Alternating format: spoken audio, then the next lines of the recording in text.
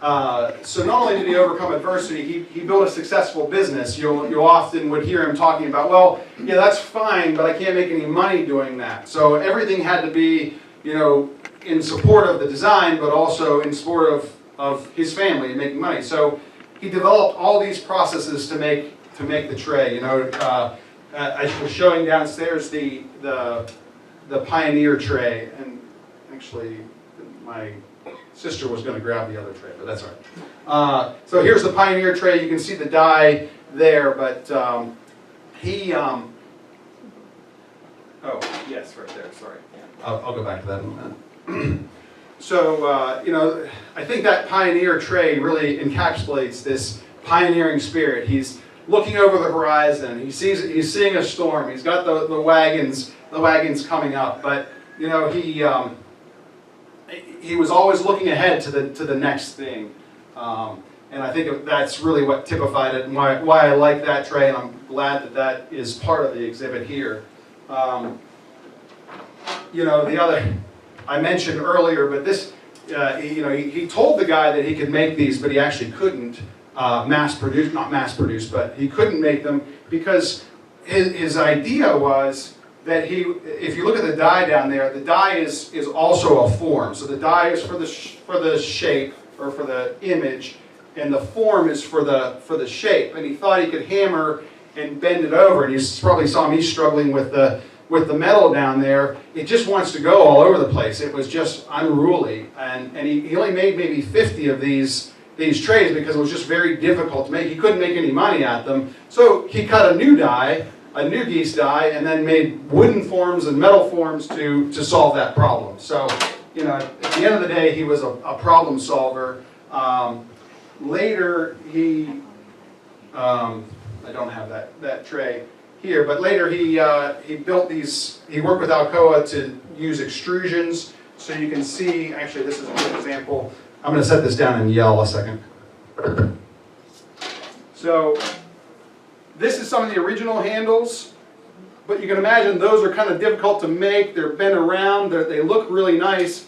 Eventually, he was able to use this extrusion and put it on there and crimp it, and that solved that problem with still a similarly good-looking handle, something a little more substantial. So again, another way that he solved the problem. There you go. Okay. Yeah. Oh, and even I was showing it downstairs, but this two-part handle and tray again solved that problem. Is once he had to anodize, he had to take all of his stuff to Youngstown to anodize it as flat trays, and then he made this extrusion and got Leo Stevenson to make him a bender to bend the thing and wrap it around. I can show that to you downstairs as well.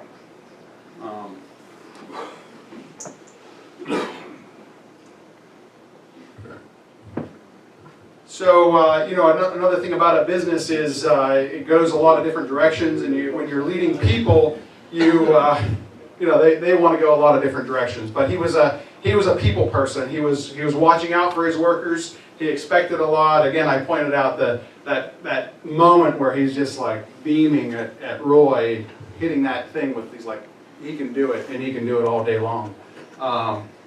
Even at however old he was at that point, he was probably 78 years old. But his workers liked him. He expected a lot, but he was proud of what they can do. And then this other picture here. One of the things that is really I've loved, and you'll see it downstairs, is a set of black and white photos. There's about 100 of them that this woman took, and I don't know what her name was. But she was behind the camera, and I can just imagine her walking around and taking all those pictures, and eventually she's like, wait a minute, you didn't get your picture taken. I'm sure that's what he said.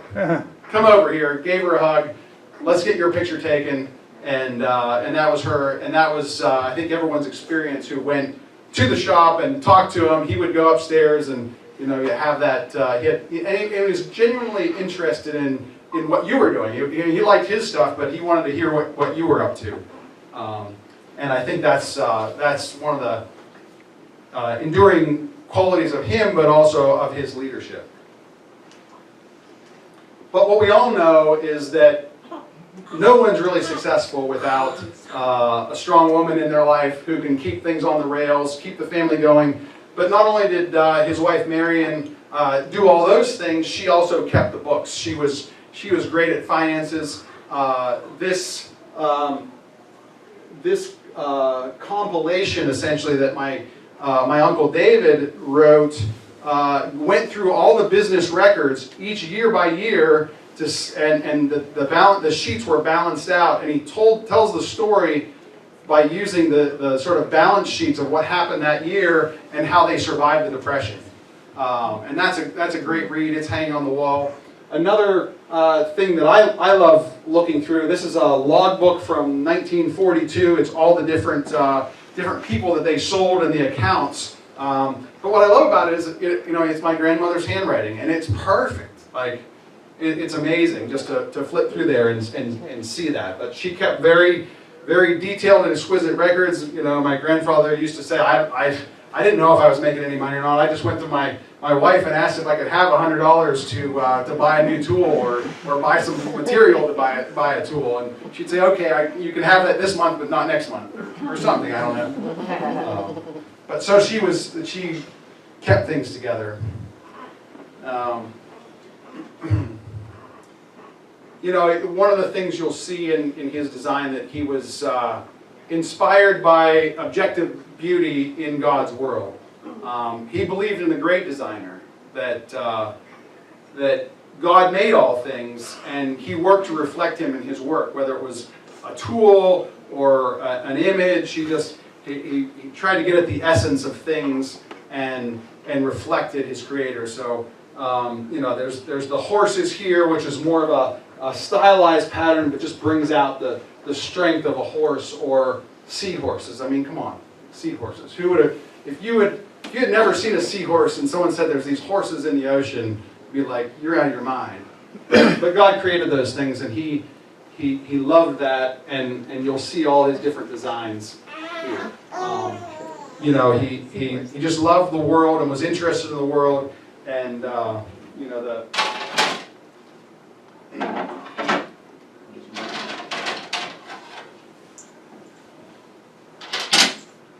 so one of the focuses of the exhibit is the map design, which was one of his most popular designs. Just all the different interesting things of the world, different animals throughout the world. I'll show it down there, but some of the inspiration of the map design and seeing where that came from. And then, of course, we have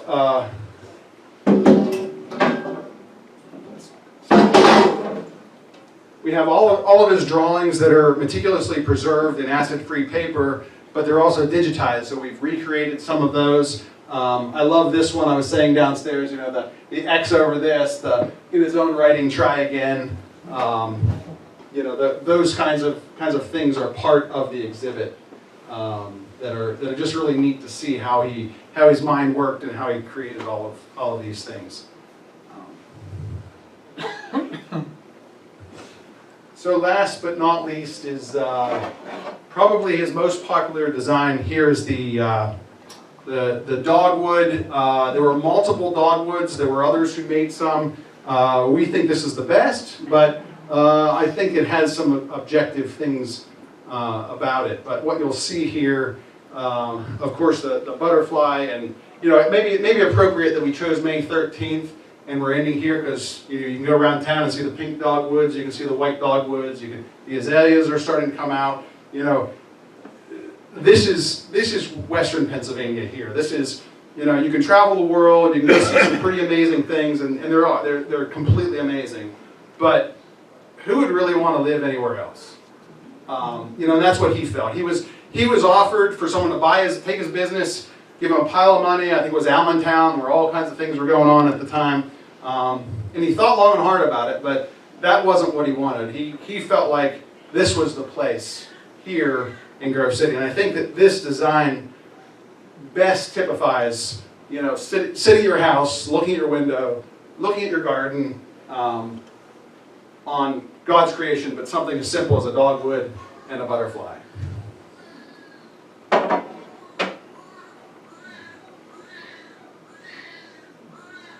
So just as a little bit of a recap, inspirations, some takeaways just from today, because there's many inspirations from Arthur Armour's aluminum workshop, but we saw the geese tray,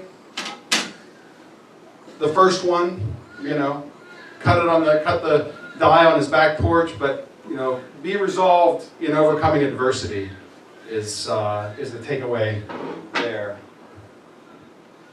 The pioneer, don't be afraid to venture out, explore new places, lead into new things.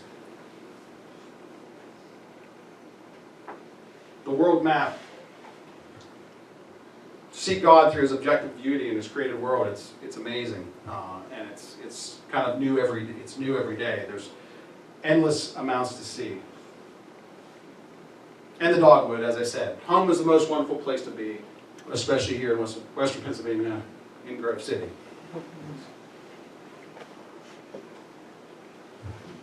Thank you.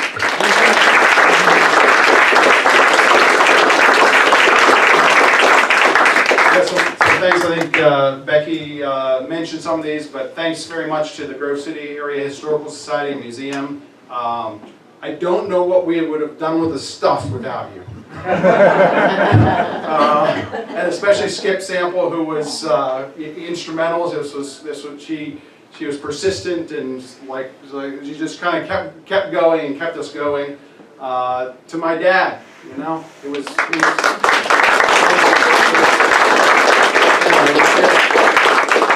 didn't quite know what he was doing, but it was his crazy vision of recording all these things and trying to capture it that we can thank to have this inspiration here today.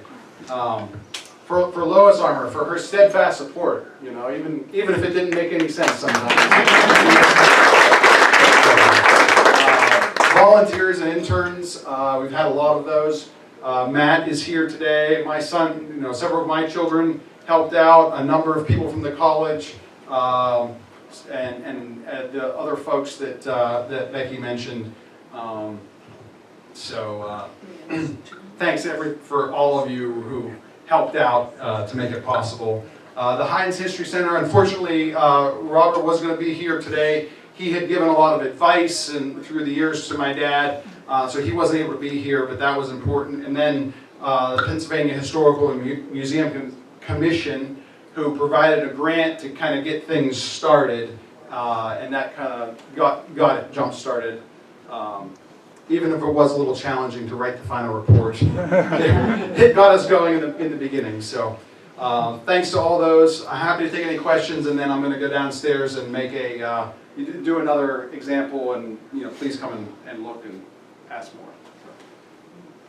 The gold anodized, did other people use that, or was that just for him to use? That's a great question. Did Wendell August ever do anodized? That? Does anyone know the answer to that? He did a lot of bronze. That's what I was thinking. I thought Natal Rossi did a bronze color. Natal, because Natal had his his shop when he left Wendell August. Right. Behind our house, and I used to go down there and kind of hang out. Yeah. And then probably 20 years before this closed up in '76, I think he said. Yeah. Probably in '56, I used to stick my head in the door on the alley. Right. Because I worked at Five Fowler Brothers while I was in high school or something. Yeah. But I have stuff at home, and it's all from Wendell August, Natal, Armour. The only anodized I have is arts. Yeah. I think he probably did the most, but like you said, I've seen the bronze ones. I saw a green one because when they were developing the process, you could do different colors, put dyes in the bath and put electrodes through it. But you could green anodize, you could black. There's a black anodized. So he had little projects that he would take to the place and say, hey, try this out every once in a while. But he was the one who did the most of that at the time. Can I say one interesting thing that I remember him saying is that he would have to go with the trays to Youngstown for them to do it, because if he just sent it over, he'd come back with less than what he sent over. If you don't know, this is my sister Marcia. So did he always have to take everything to Youngstown? Did he Yes. just shut up his own? Yeah, he didn't have his own sort of bath thing that I understand, you know, which is why he developed a way to do it flat, pack them over there, and then the coloring process was done flat as well, and he wanted to do that, of course, after the anodize was done, and so he'd bring it back. So it was quite a lot of extra effort. He'd go over maybe once a month and do a whole batch. And they buy the aluminum from Alcoa probably? Yeah, there was I How saw would it come the in? Williams On company. pallets in flat sheets? Yeah, I It think- wasn't in coils, was it? No, I mean the shear that we have over there could do like a 40-inch. I don't think it could do How 48. did the sheets of aluminum come? Do you have recollection? They came in 72 inches by 32 inches. Okay, there you go. So yes, The doctor has spoken.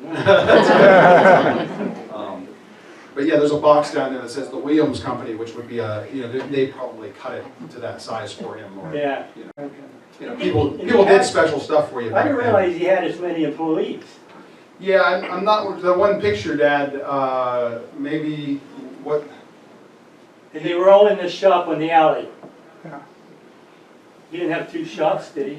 Everything was done right? Yeah, I think he brought people in at times to do a big project, that sort of thing. What this picture here, Dad, I put it in the That was all his workers. at one time, maybe the height of the business, because it kind of ramped up, and in the end it was Roy and the other guy. George, Roy, Jimmy Vincent was always Are there around. names? Can you put a name to those faces down? Do you have that somewhere in the book? Is it in the back Rose of the? City family names, probably? It's downstairs in that. Leroy Barnes. Yeah, Leroy, I mean, this is Leroy right here, and that's George Hunter. But yeah, those guys are probably in that picture. Yeah. So yeah, I think so. I think we have some. Did you mention about his employing people Oh, during the yeah, I'd like to Depression? see who those were. My dad would. One of the things I thought was very impacting too is that during the height of the Depression, he employed, I don't know how many families, but he kept families employed during the Depression when other people were going hungry. He had a business for them. And you were talking about the anodize too. So when you think of collecting the anodize is a coating on top of that. Once this anodize gets scratched, you can't unscratch it. Whereas in the aluminum pieces, if there's some scratches on there, there's a process that you can go through to take the scratches out if they're not too deep, but not for the anodize. Some of the round ones, when you're out at sales and whatnot, you might see pizza cutter lines. It's like someone was cutting their pizza, and it gets all scratched up. Or they go, oh, here's a nice piece of aluminum, we'll stick it under this plant to catch water. Well, with aluminum, it oxidizes, and it gets all these spots and pits. That was on one of it. the embellishments in the catalog. It said it never tarnishes or fades, but Depends on how you treat you it. gotta have a little bit of salesmanship there. They didn't really know anyway, because they hadn't had it for that long. Any other questions? So did he do the design first and then anodize it, or was it? Yes, it would be, you would do everything, hammer it, it'd be silver, it'd be flat, and you'd take it over, get it anodized, bring it back, and then do the final bit of the process. Bob? I appreciate your presentation tonight. And I want to tell you, as fantastic an artisan that Mr. Armour was, he was a better Christian. Many years ago, as you can see, when I was a young man, boy, he was my Sunday school teacher. And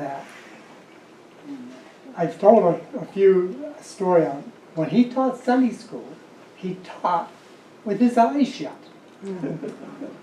And being a young, wild young man, I thought, I wonder if he would miss me if I'd get up and walk out of the barn. I never did because I was afraid if I did, he'd wake up or he'd open his eyes and see I was gone, and I'd really pay. And that. But yeah, Arthur was a good man. He taught us in the church well, and he brought his family up even better.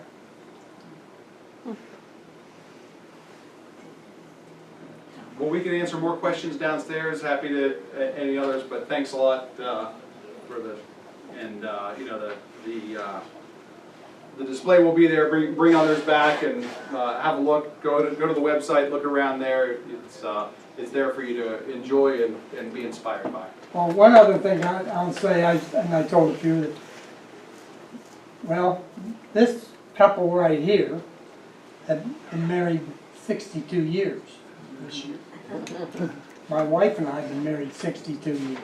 And 3 other couples in our church have been married 62 years, so there are 5 couples. God's blessed our church greatly. Linda and I were given an Armour tray when we were married. I still have it. We have a number of other things we were given, and I have them also.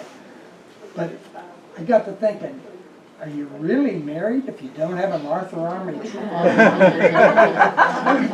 Questionable. All right. And there's refreshments out there. That's right, there's refreshments, and so we'll go downstairs and.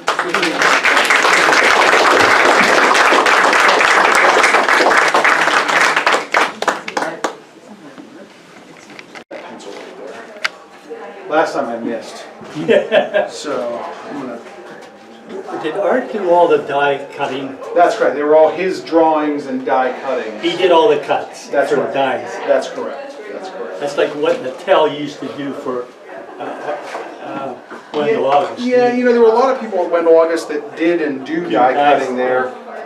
You know, the story that he was let go was that there was a die cutter that he cut one die at Wendell August, and there was another die cutter, and he was the young person, and the older person got to keep his job. You know, so there was some, like, again, controversy around that. Well, August got bought out, I think, didn't he? Did somebody buy Wendell Well, Bill August? Connect bought, I think it was the guy who ultimately, but you know, eventually. Yeah. I don't quite know that bit of the story. So I am going to hammer this now, if that's all right. Oh, okay. So I'm going to go ahead and do some hammering. So if you want to come in, come on. You know, I'll wait till you have both your hands free to. How does it feel to have the exhibit on display? Oh, I think it's great. It's going to be a bit of a relief, but I think I'm proud of it. I was an unbeliever at one time. I can remember standing here and my dad trying to tell me we're going to do this and that and the other thing, and I was like, okay, well, good luck with that. And I've embraced it since then, and I'm glad that it's worked out. So, Okay, and happy that it's here for the community. okay, thank you. That was my last question. I'm gonna write your name down and you can just give me a thumbs up. Yeah, it's just Dan. Armour, like the hot dogs. Well, I say the underwear. Underwear. That's right.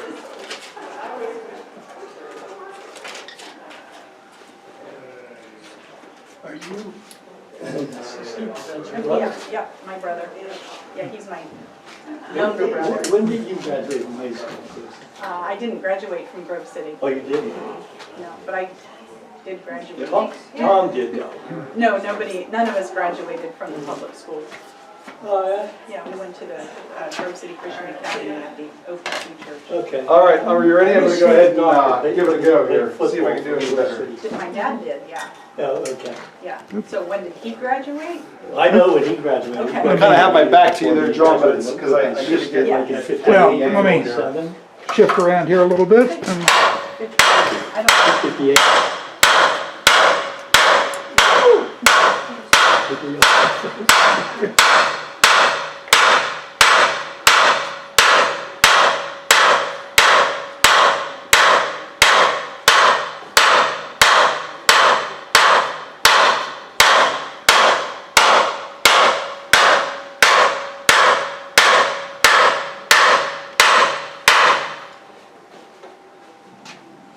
Yeah, back in the day, I bet they didn't wear ear protection.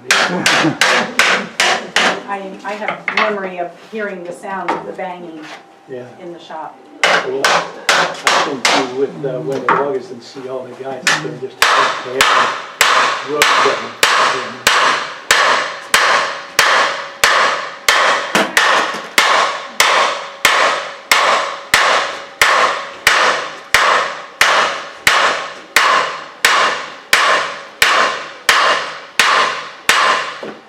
You still have As I mentioned a cottage or a camp? before, I, you You know, still you're have it?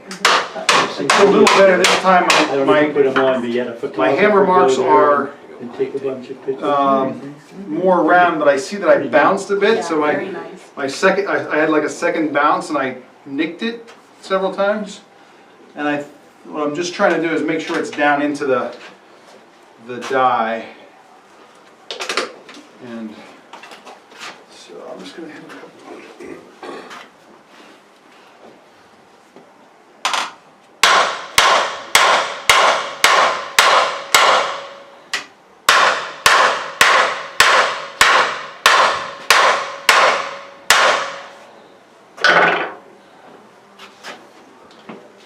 You know, just to give you an example of what good looks like. And that's pretty good. You know, you want even hammer marks, and going hammer marks over top of hammer marks are less than ideal. You just want to get them over. And again, then I have some smaller ones in there, but you get the idea of how it's supposed to be, even if it's not what it is. Again, as I showed previously, we still have all the original marks. They're up on the tray there, but this is the Armour thing. You want to put it in a deep part of the die. You want to hit it with the side of your hammer because you got to keep your thing clean. And I hit it too hard last time. We'll see how I do. Yeah, that's not too bad. Anyway, so now we can take it off and see how it picked up the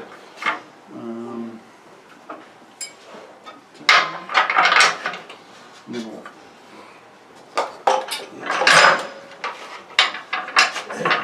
Did Tom have a younger sister? Dr. Tom? Yeah. Yes, yes. What was her name? Mary Ann. Mary Lynn. Mary Ann. Oh, Mary Ann. She graduated in 1963. 63?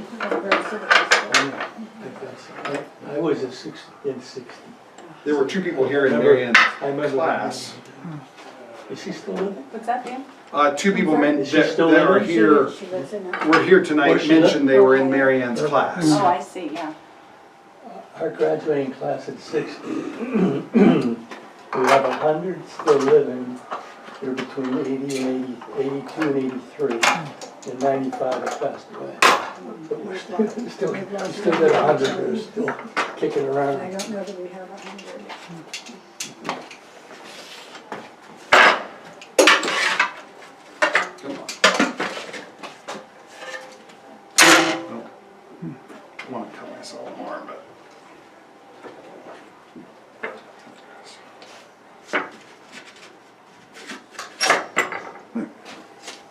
Hey, I got the whole thing. Yay. Now there's one spot here at the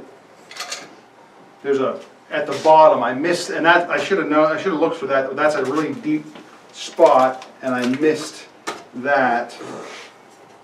And you could sort of see where three hammer marks came together, but not entirely.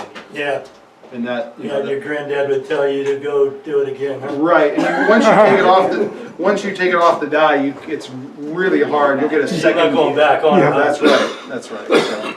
So, but yeah, we'll cut it out here and put the edge on it after that. I'm looking for this.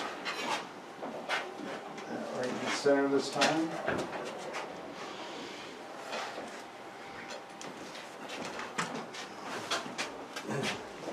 This is Pencil. One of I put a pencil over there on the die. It is.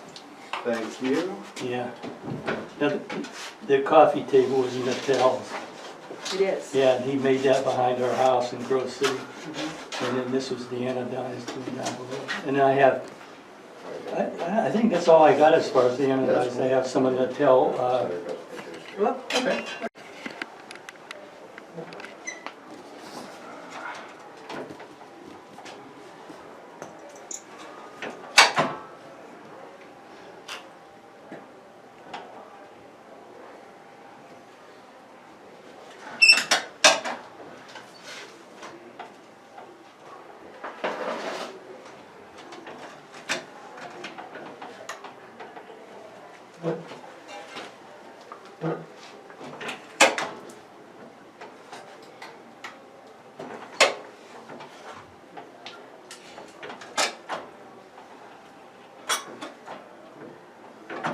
So each you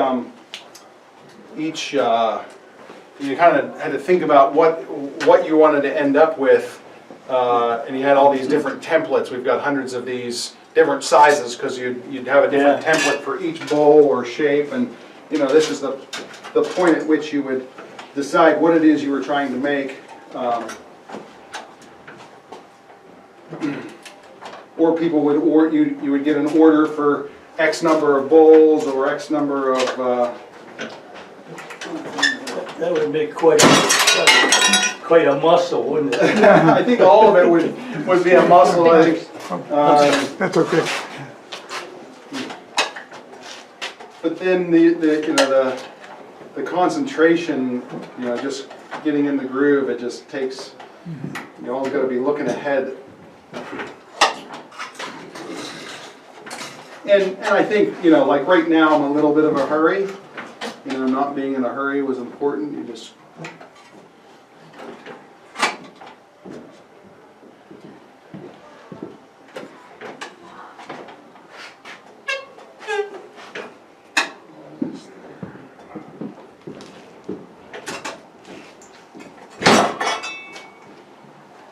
All right, well, like I said, better than the last one. No extra blood on it. There you go. So, you can see even just the moving that, the metal wants to keep bending, and so he would use a lot of rubber hammers. I'm gonna go on, try and get on this too, and I'm gonna go over here. You'll see this in a lot of pictures. For instance, like right here, you can see Roy here with this thing, and it really was just a piece of metal with an indentation to try and get the metal going the other way. So I'm going to use that a little bit here to again, you sort of let it go, get it flat. Just use different materials to try to. Yeah, I can do it over here.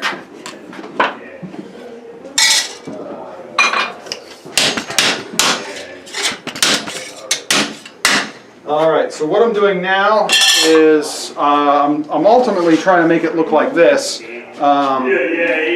with hammer marks around the edges. So this was one of the kinds of hammer marks that he did. You can see here, this was a common sort of hammer mark, which I would say was a little more difficult. I never did one of these, but you had to hit, with a curve. With a curve, and I don't know. The later designs had this. It was a little easier to do. So I'm going to attempt to do it here.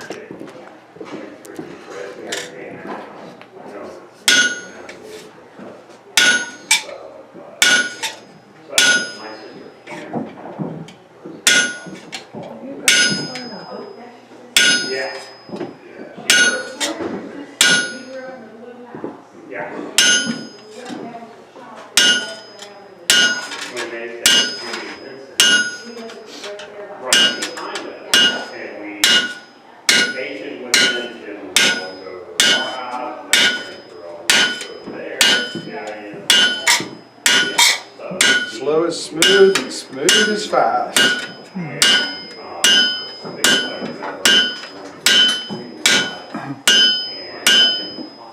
All right, I did better. I'm starting to get the hang of it. But I made them too wide. Like if you see these ones, you really wanted, and I may need a bigger hammer. Yeah. It was just getting that Right. edge going. They're a little more consistent than last time. But even so, this tool helps to take out the inconsistencies a little bit. So by putting this in here,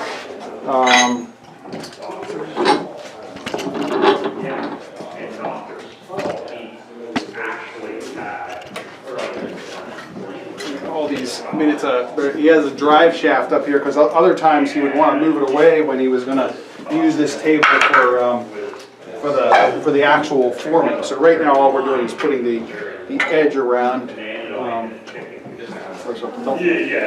Don't tell my dad that I lost the tool, but I made this one at lunchtime.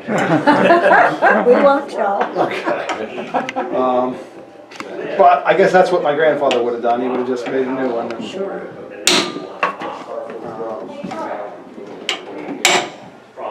See, this is something that was interesting that was happening to me last time, and so I've learned.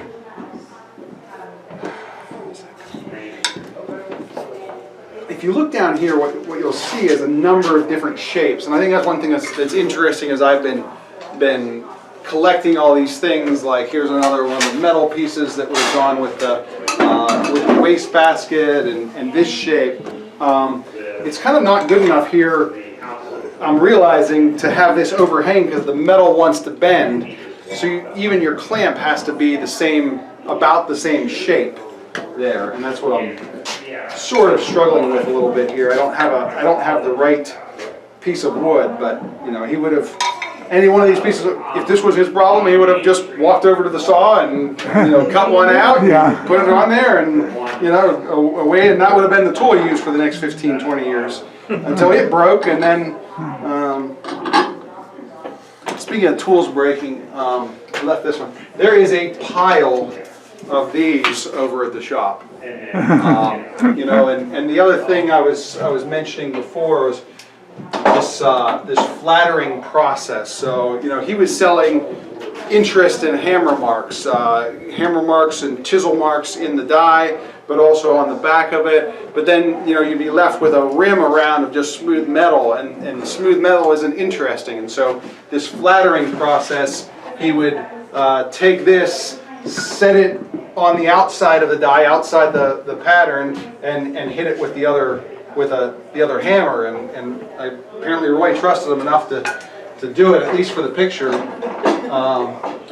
But I mean, they just hit things over and over again until they work hardened and fell apart. You can see this. I don't know if he had this welded or not, but another interesting thing about that anvil. Several of the anvils came out of the carriage shop in Grove City because in 1933 they kind of didn't need so many carriages anymore. Yeah, right. And so there was an auction at the carriage shop, and he bought all the anvils from there. But anyway, I digress here.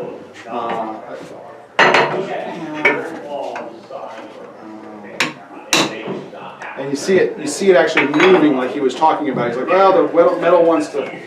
Just holding on to it and clamping is half the battle.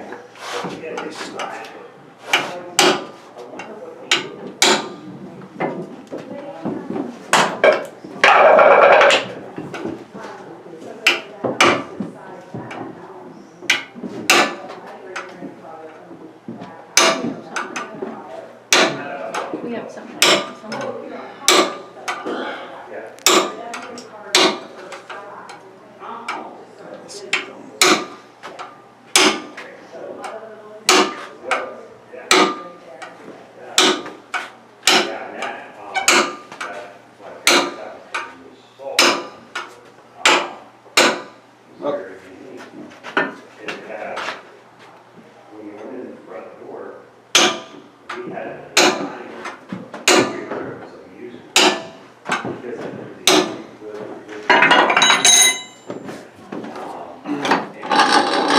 Sure what this shape exactly was used for. There weren't that many oblong shapes, but again, what would happen next, and I'm actually going to do this for us here.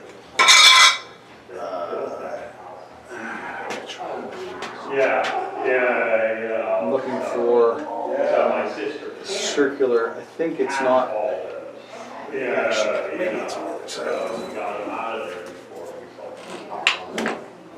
Ah, it is. That's heavy.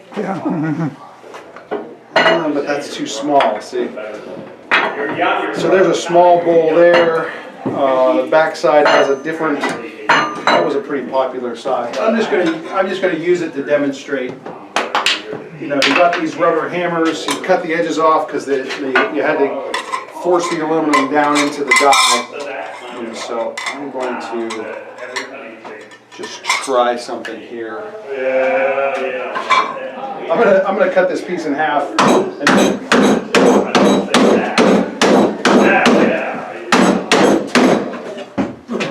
Thank you. That was. You know, I mentioned having wooden forms and then steel forms. You kind of had to do both.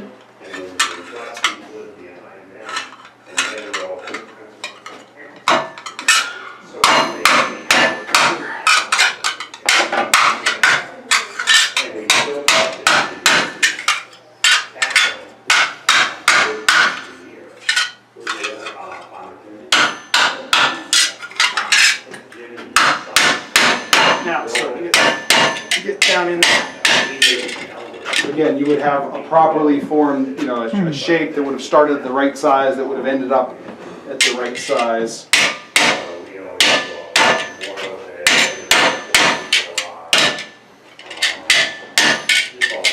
So you start to get a little bit of the idea of the shape of the thing. So. Yeah. There you go. Not the best, but it gives you the idea and you've seen it in real life, so. Here, Todd.